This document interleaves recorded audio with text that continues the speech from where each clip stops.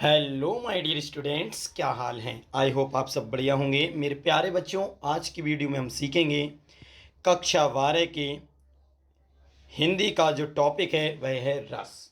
बेटा, आपके सिलेबस में जो सामान्य हिंदी वाले मेरे प्यारे विद्यार्थी हैं जिन्होंने साइंस साइड ली है, उनकी जो हिंदी होती है वो सामान्य हिंदी होती है। और बेटा, सामान्य हिंदी में हमारे जो रसों की संख्या दे रखी है सिलेबस में, वो है बेटा टोटल 5। तो 5 ही रस हमें पढ़ना है। बारी बारी से हम उन्हें पढ़ते हैं और उनका उदाहरण देखेंगे। बहुत ही अच्छे से ये वीडियो आपको समझ में आएगी। तो चलिए शुरू करते हैं। देखें बेटा, सबसे पहले हमारा श्रृंगार रस। कौन सा रस है बेटा? श्रृंगार रस। आप ध्यान से समझेंगे तभी बहुत अच्छे से समझ में आएगा और साथ ही साथ आपको ये याद भी हो जाएगा। देखें बेटा, सबसे पहले श्रृंगार रस, इसका अर्थ क्या होता है आप देखें।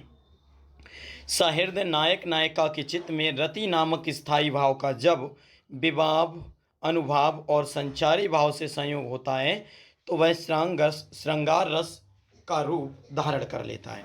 बेटा याद रखना, श्रृंगार रस का जो स्थायी भाव होता है वो क्या होता है बेटा? रति।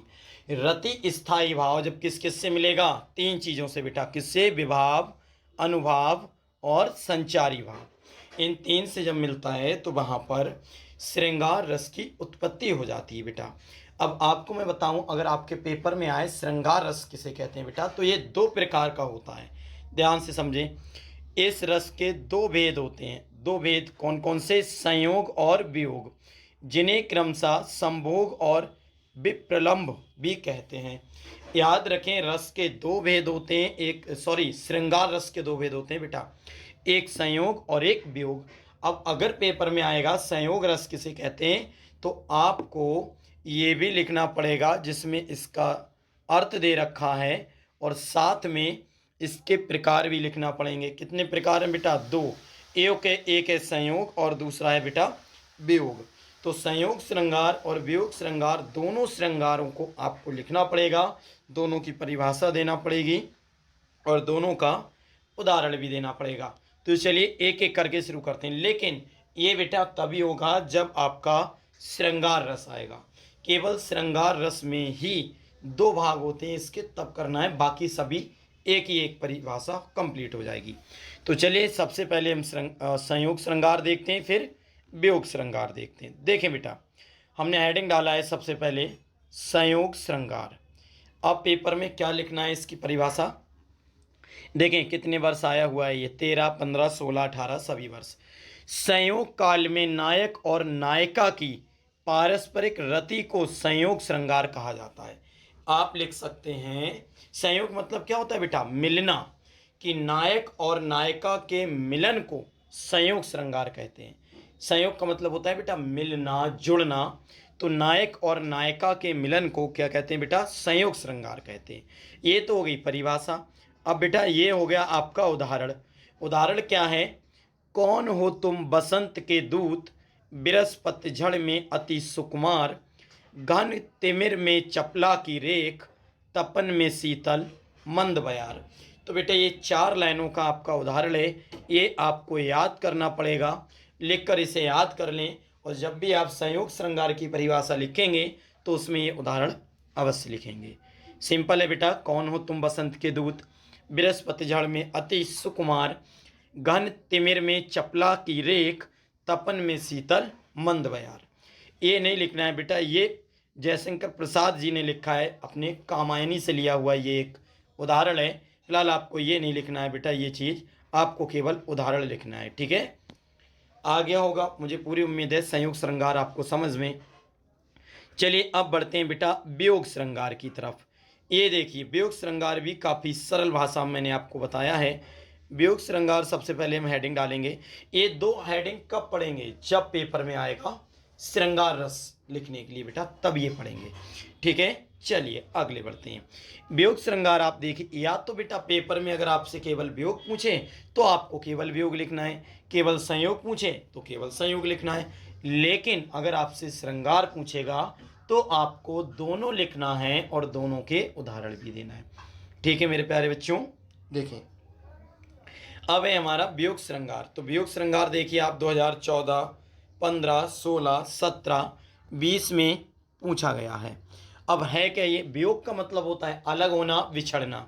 तो कह रहे हैं जिस रचना में नायक एवं नायिका के मिलन का अभाव रहता है, मतलब वो मिलते नहीं हैं, और विरह का वर्णन रहता है, विरह मतलब बिछड़ने का वर्णन रहता है, वहाँ वियोग श्रृंगार होता है। तो क्या समझे बेटा, जब ना जिस श्रृंगार में या जिस श्रृंगार में नायक और नायिका के वियोग का वर्णन हो बेटा, बिछड़ने का वर्णन हो, अलग होने का वर्णन हो, उसे क्या कहते हैं, वियोग श्रृंगार कहते हैं। अब जो मैं बता रहा हूँ चाहे तो आप वो परिभाषा लिख लें, ये लिख लें, ठीक है बेटा। अब हम देखेंगे उदाहरण। उदाहरण हम अगले देखते हैं, वियोग श्रृंगार का क्या है बेटा। बहुत सिंपल उदाहरण लिखे गए हैं, आप इन्हें बहुत चुटकियों में याद कर सकते हैं। देखिए बेटा उदाहरण क्या है, हे खग मृग हे मधुकर श्रेणी, तुम देखी सीता मृग नैनी। हे खग मृग हे मधुकर श्रेणी, तुम देखी सीता मृग नैनी। ये तब की बात है बेटा जब सीता माँ बिछड़ जाती हैं राम जी से, तो राम जी पूछते हैं कि हे खग मृग हे मधुकर श्रेणी, तुम देखी सीता मृग नैनी। तो यहाँ पर भगवान राम और माता सीता के बिछड़ने की बात हुई है, इसीलिए यहाँ पर वियोग श्रृंगार है बेटा। काफ़ी सरल भाषा में ये बहुत ही सरल उदाहरण है जिसे आप आसानी से याद कर सकते हैं। तो बेटा अगर श्रृंगार रस आएगा तो हमें क्या पढ़ना है, संयोग भी पढ़ना है उसका उदाहरण भी, हमें वियोग भी पढ़ना है उसका उदाहरण भी।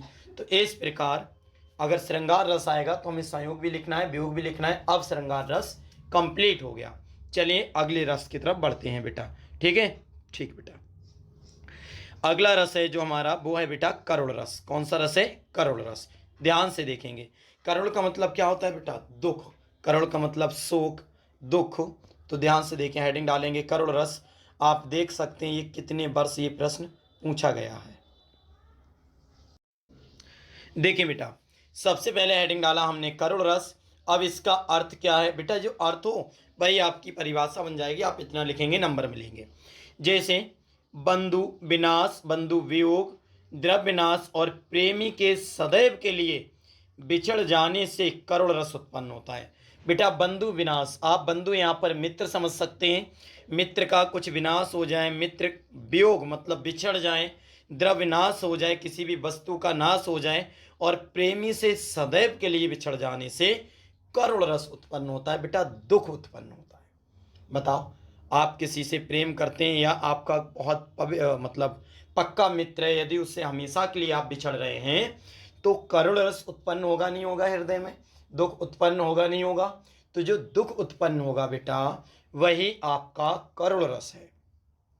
या आप दूसरी परिभाषा इतनी भी लिख सकते हैं यहाँ से कि शोक नामक स्थायी भाव विभाव अनुभाव और संचारी भाव से संयोग से करुण रस को या करुण रस दशा को प्राप्त होता है। आप ऐसे भी लिख सकते हैं, शोक नामक स्थायी भाव जब विभाव अनुभाव और संचारी भाव से संयोग करता है तब करुण रस की उत्पत्ति होती है। मैं जो बोल रहा हूँ आप वो भी लिख सकते हैं, वरना ये भी लिख सकते हैं। है बहुत इंपॉर्टेंट बेटा, याद रखना, काफ़ी मोस्ट इंपॉर्टेंट हैगा, ध्यान रखना। तो जब शोक नामक इसका स्थायी भाव क्या होता है बेटा, शोक, और जब शोक नामक स्थायी भाव विभाव अनुभाव और संचारी भाव से संयोग करता है तब करुण रस की उत्पत्ति होती है। तो आपने उसका देखा बेटा परिभाषा कि बंधु विनाश, बंधु वियोग, द्रव्य विनाश और प्रेमी के सदैव के लिए बिछड़ जाने से करुण रस उत्पन्न होता है, या शोक नामक स्थायी भाव विभाव अनुभाव और संचारी भाव से करुण रस दशा को प्राप्त होता है। ये तो बेटा हो गया इसका उदाहरण, जब कोई बहुत मुसीबत आ जाती है तो जो दुख होता है वही करुण रस होता है। अब देखते हैं बेटा इसका उदाहरण, ध्यान से देखेंगे। उदाहरण हम इसका बहुत सरल समझते हैं जिससे एक ही बार में आपको याद हो जाए, और ये वही उदाहरण है जिसे आप हाई स्कूल से पढ़ते चले आ रहे हैं। मणि खोए भुजंग सी जननी, फन सा पटक रही थी शीस, अंधी आज बनाकर मुझको किया न्याय तुमने जगदीश। ये श्रवण कुमार के माता पिता के द्वारा कहा हुआ कथन है, और क्योंकि श्रवण कुमार को राजा दशरथ धोखे से या अनजाने में उनके तीर मारकर उनकी हत्या कर देते हैं, जिसके कारण उनके माता पिता जो अंधे होते हैं उन्हें बहुत ही दुख होता है। तो जब दुख हुआ तभी तो करुण रस है बेटा, दुख हुआ तो शोक उत्पन्न हुआ, और जहाँ शोक वहाँ करुण रस। तो ये उदाहरण आपने हाई स्कूल से पढ़ा है, मणि खोए भुजंग सी जन्नी, फंसा पटक रही थी शीश, अंधी आज बनाकर मुझको किया न्याय तुमने जगदीश। आपको पता है बेटा, जो उदाहरण हमने पहले से याद कर रखे हैं वो हमेशा याद रहेंगे और वो जल्दी भी याद हो जाएंगे। तो बेटा ये आप बहुत ही आसानी से याद कर सकते हैं। ठीक है मेरे प्यारे बच्चों, चलिए ये हो गया। अब बढ़ते हैं हम अपने अगले रस की तरफ। अगला जो रस है बेटा वो है हास्य रस। करुण रस का एकदम उल्टा हास्य रस। हास्य रस आप सभी जानते हैं मेरे प्यारे बच्चों। हास्य रस होता क्या है, तो ये आप सब जानते हैं। हास्य रस जो होता है वो होता है हंसी। किसी को भी देखकर जो हम मन में हमारे हंसी आ जाए वही हास्य रस है। आप सर्कस देखते हैं, किसी का विचित्र रूप देख लेते हैं, कार्टून देखते हैं बेटा, वो सब हास्य जो उत्पन्न होता है वही हास्य रस है। तो इसका अर्थ जानते हैं फिर समझते हैं बेटा। क्या है? अपने अथवा पराये के परिधान, परिधान मतलब वेशभूषा यानी कपड़े, आप समझ सकते हैं। अपने अथवा पराये के वेशभूषा, वचन कोई अजीब बात कहे जिससे हंसी आ जाए, अथवा क्रियाकलाप, क्रियाकलाप का मतलब वो कुछ काम करे, आदि से उत्पन्न हुआ हास नामक स्थायी भाव। कौन सा स्थायी भाव होगा बेटा? हास, याद रखना। हास नामक स्थायी भाव जब विभाव, भाव, विभाव, अनुभाव और संचारी भाव से संयोग से हास्य रस का रूप ग्रहण करता है। ये आप कह सकते हैं बेटा, हास्य नामक स्थायी भाव जब विभाव, अनुभाव तथा संचारी भाव से संयोग करता है तब हास्य रस की उत्पत्ति होती है। कौन से रस की बेटा? तब हास्य रस की उत्पत्ति होती है। हास्य या किसी, आप ऐसे भी लिख सकते हैं, किसी के वेशभूषा, वचन या उसके वस्त्रों को देखकर या उसके कथनों को देखकर या उसके क्रियाकलापों को देखकर मन में जो हंसी का, हृदय हृदय में जो हंसी का भाव उत्पन्न हो वही हास्य रस है। लिख सकते हैं ना बेटा? चलिए इसका उदाहरण देखते हैं। तो उदाहरण आपने ये भी पढ़ा है, मैं वही उदाहरण ले रहा हूँ जो पिछले आपने पढ़े हैं, जिससे आपको समझने में, याद करने में कोई भी प्रॉब्लम ना हो। परिभाषा और उदाहरण आएगी, आप परिभाषा लिखकर उदाहरण लिख सकते हैं। देखें बेटा उदाहरण। नाना वाहन नाना वेशा, बेह से शिव समाज निज देखा, को मुखहीन विपुल मुख काहू, बिन पद कर को बहुपद बाहू। बताओ बेटा, समझ में आया? चलिए, तो बेटा इसमें क्या है, आपने उदाहरण देखा। ये उदाहरण आपने हाई स्कूल से पढ़ते आप आए हैं, जिसे बहुत अच्छे से याद कर सकते हैं। नाना वाहन नाना वेशा, बेह से शिव समाज निज देखा, को मुखहीन विपुल मुख काहू, बिन पद कर को बहुपद वाहू। हो जाएगा ना याद? सिंपल है। और हाँ, एक बात और बेटा, यदि आपको हास्य रस या किसी भी रस का अन्य उदाहरण याद है तो आप वो लिख सकते हैं। बिल्कुल ज़रूरी नहीं है कि मैंने जो यहाँ पर उदाहरण दिए हैं आप वही लिखें, बस ये मुझे सरल लगे इसलिए मैंने दे दिए। आप कोई से भी उदाहरण याद कर सकते हैं। ठीक है बेटा, हमारे 3 रस हो चुके हैं, श्रृंगार रस, करुण रस, हास्य रस। चलिए बढ़ते हैं अब हम अपने चौथे रस की तरफ। मेरे प्यारे बच्चों, रस नंबर 4 है हमारे सिलेबस में, वीर रस। कौन सा रस? वीर रस। आप देख सकते हैं ये कितना इम्पोर्टेंट है बेटा। 2020 वेरी इंपॉर्टेंट लगा हुआ है। 20, 18, 17, 16, 15, 14, 13, 9 और 7। अभी तक जो हमने 3 रस पढ़े थे, पहला था श्रृंगार रस, वो बेटा 9th क्लास में भी है, और हास्य रस, करुण रस वो हाई स्कूल में है। ये जो रस है बेटा वीर रस, ये 12वीं ही क्लास में है। तो चलिए देखते हैं। वीर रस को मैं अपनी भाषा में बताऊं बेटा, जहाँ वीरता का भाव हो, वीरता, वहाँ वीर रस होगा। जैसे युद्ध करने के लिए अथवा नीति, बेटा युद्ध करने के लिए कोई कायर तो नहीं जाते हैं ना, वीर पुरुष जाते हैं। तो युद्ध करने के लिए अथवा नीति, धर्म आदि की दुर्दशा को मिटाने जैसे कठिन कार्यों के लिए मन में उत्पन्न होने वाले उत्साह से वीर रस की उत्पत्ति होती है। बेटा युद्ध करने के लिए या मन में धर्म आदि के स्थापना के लिए या कोई कठिन कार्य के लिए जो वीरता का भाव उत्पन्न होता है वही वीर रस है। और वीर रस का स्थायी भाव क्या होता है बेटा? उत्साह। आप चाहें तो इससे ऐसे परिभाषा बना सकते हैं कि उत्साह नामक स्थायी भाव, इसका स्थायी भाव क्या है बेटा? उत्साह। उत्साह नामक स्थायी भाव जब विभाव, अनुभाव और संचारी भाव से संयोग करता है तब वीर रस की उत्पत्ति होती है। बताओ मेरे बच्चों। जब उत्साह नामक स्थायी भाव विभाव, अनुभाव और संचारी भाव से संयोग करता है, वहां वीर रस की उत्पत्ति होती है। या फिर किसी युद्ध के लिए, धर्म के लिए या किसी कठिन कार्य के लिए जो हृदय में वीरता का भाव जागृत होता है, वहां पर वीर रस की उत्पत्ति होती है। वीर का मतलब उत्साह, हिम्मत, वीरता। ठीक है बेटा, वीर रस की उत्पत्ति होती है। याद रखना वीर रस का स्थायी भाव क्या है मेरे बच्चों? उत्साह। अब देखते हैं इसका उदाहरण क्या है। उदाहरण भी सिंपल लिए गए बेटा, और ऐसा उदाहरण जो आप सभी को बहुत ही अच्छे से याद होगा। देखें, वीर रस का उदाहरण सभी को याद है, बच्चे बच्चे को याद है ये। बुंदेलों हर बोलों के मुंह हमने सुनी कहानी थी। बुंदेलों हर बोलों के मुंह हमने सुनी कहानी थी। खूब लड़ी मर्दानी बह तो झांसी वाली रानी थी। बताओ कितने बच्चों ने ये सुना है? सभी ने सुना है ना? बुंदेलो हर बोलों के मुंह हमने सुनी कहानी थी, खूब लड़ी मर्दानी बह तो झांसी वाली रानी थी। झांसी की रानी की कहानी सभी ने सुनी है। कितनी वीरता से वो लड़ी थी, कितनी वीरता से वो लड़ी थी। उनके वीरता के विषय में बच्चा बच्चा जानता है बेटा, है ना? हाँ, तो ये वीर रस का उदाहरण है बेटा, और बहुत ही बेहतरीन उदाहरण है। और मुझे पूरी उम्मीद है ये आपको याद भी होगा, और ना याद होगा तो एक ही बार में याद हो जाएगा। चलिए अब देखते हैं बेटा, हम लास्ट अपना रस जो बचा है हमारा, क्योंकि हमने 4 रसों का अध्ययन कर लिया है। अब हम बढ़ते हैं अपने 5वें रस की तरफ बेटा।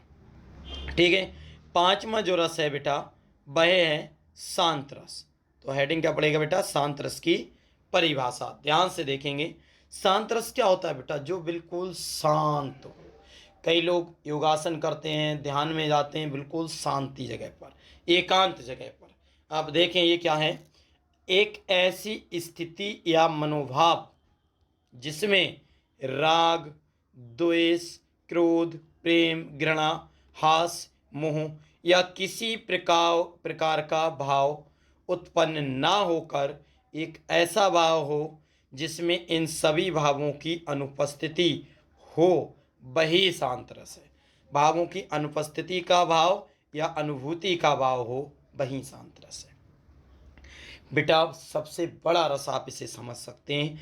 आप देखें, द्वेष, क्रोध, ना तो गुस्सा, ना प्रेम, ना नफरत, ना हंसी, ना किसी भी चीज़ से लगाव, किसी भी चीज़ का जब इंसान को भाव ना रहता है तो वहाँ शांत रस उत्पन्न होता है बेटा। जैसे कोई लोग इतने टूट जाते हैं कि उन्हें कुछ नहीं रहता है, उनके ना आंसू निकलते हैं, ना कभी हंसी आती, कुछ भी नहीं, बिल्कुल दुनिया में अकेले हो जाते हैं, कोई मतलब नहीं उन्हें संसार से, एकांत हो जाते हैं, शांत हो जाते हैं बिल्कुल। आप देखते हैं कोई ऋषि मुनि ध्यान लगाता है, या कोई भी एकांत में, या आप पढ़ाई करते हैं, ध्यान लगाकर यदि आप काम करेंगे, पढ़ाई करेंगे, तो आप भी कहते हैं शोर मत मचाओ, शांत रहने दो।